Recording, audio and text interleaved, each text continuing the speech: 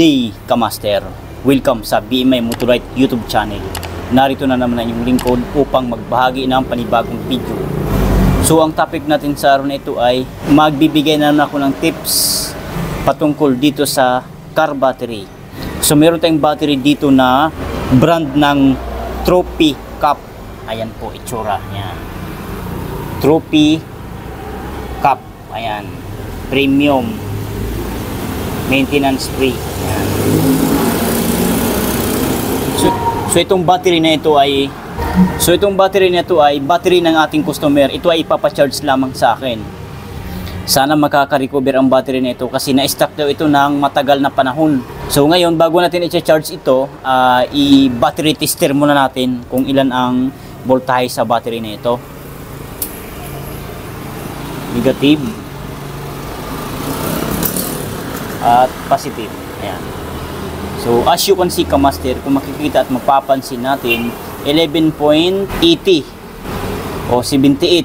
So paiba-iba ang voltahe niya, 77 volt. Ayan. 11.77 volt ang reading sa voltahe ng battery na ito. So kung magbibase tayo sa voltahe, kulang talaga sa karga yan. Hindi full charge. Kasi ang full charge sa isang baterya, 12.6 to 12.8 ang voltahe bago natin masabi na full charge ang battery. Pero sa case ngayon ay kulang siya ng karga. Kulang sa charge. Gagawin natin ang ating best sa abot nating makakaya. I-charge natin ito kung anong status, kung mag good battery ba ito o bad battery. So ngayon, kuhanin ko lamang yung ating alligator clip. Ayan, negative at positive. So ayan. Then sasaksak natin dito.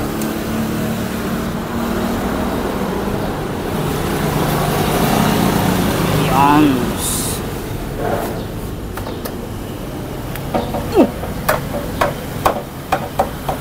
So ayan, saksak na yan. Then i-open na natin dito.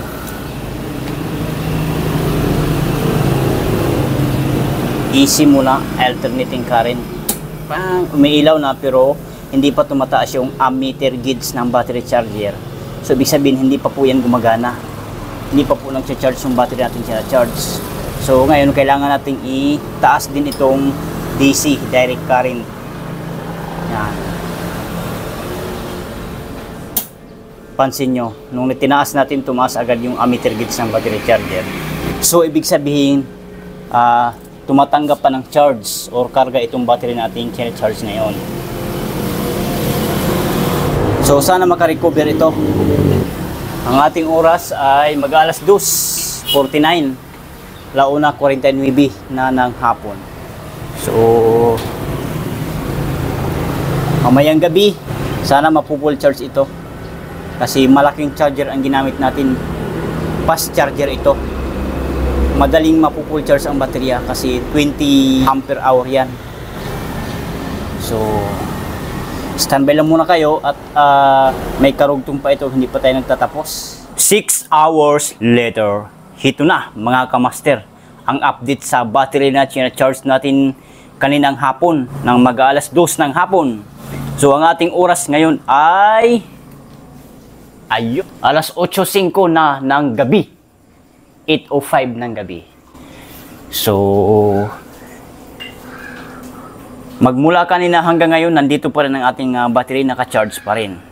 So ngayon atin na itong sabay-sabay na aalamin kung ito nga ba ay nagiging full charge na.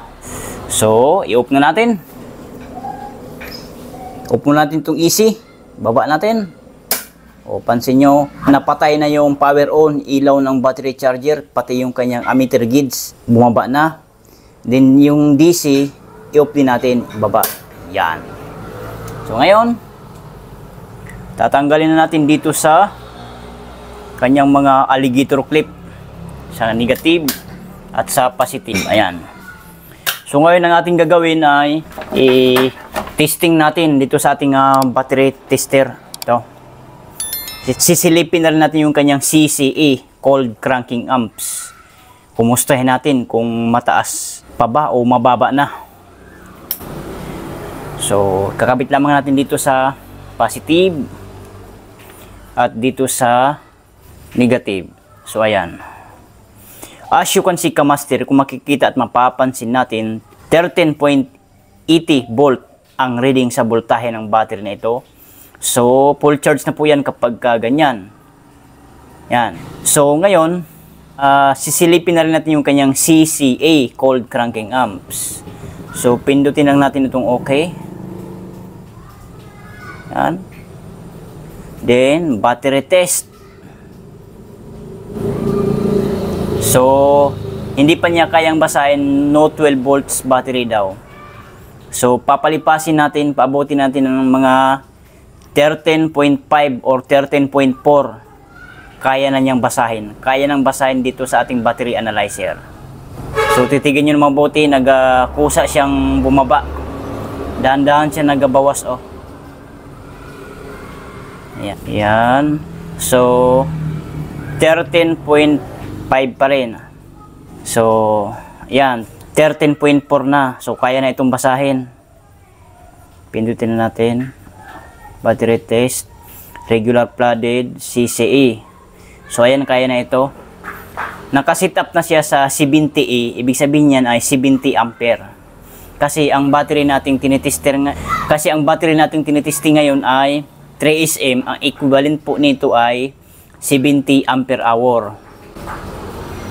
Pero dito sa battery na ito, ang nilagay nila dito ay 95D31L. Comment down below kung ano ibig sabihin nito. Kasi ang pagkakaalam ko nito ay ampere hour ito, 95D31. Pero not sure. Comment down below nyo na lang kung anong ibig sabihin yan. So ngayon, i-set up natin sa 70 ampere. Naka-set up na, okay na lang natin. Okay, testing na siya. Titigan ng mabuti, wag kukurap. Ayun, kung mapapansin natin, nakalagay dito ay good battery. Pero yung kanyang CCE na tinatawag ay 95 na lang. Ayan. Sa kasamaang palad, mababa na pala ang CCE sa battery na ito. Ayan, 95 CCE na lang. Ang kanyang healthy ay 100%. 100% pa naman. Ang charge na ay 98%. Internal resistance 31.34. So mataas. So sa voltahe ng baterya, kung magbe-base tayo, walang problema. Mataas talaga yan kasi sa totoo lang, ang voltahe ng baterya madaya po yan. Kasi kita nyo naman, oh, mataas ang voltahe niya, 13.47 volts. Pero hindi na kaya mapa-start nito ang kahit gasoline engine na makina. Lalo na kapag diesel engine, hindi na kaya, malabo na. Kasi sa kadahilanan dito sa CCE. Pero kung ito ay magiging mga 300 CCE, kaya pang mapa-start ang mga gasoline engine. Pero kung diesel engine, malabo na rin. Dapat kasi pag diesel engine, nasa 400 CCE to 500, 600 bago ma-start. Ayun. So tanggalin na natin. So, ganun lang mga kamaster, mga sir, mga madam. Kapag may ganito kayong baterya na luma na, wag na kayong umasa, masasaktan lang kayo. Joke lang. Sa totoo lang, kung gamitin natin sa starting purposes ang ganitong klase mga battery, maniwala kayo sa hindi sa akin, ako na mismo may sabi sa inyo, hindi na po kaya. Kahit ititesting nyo pa para mapatunayan ang sinasabi ko.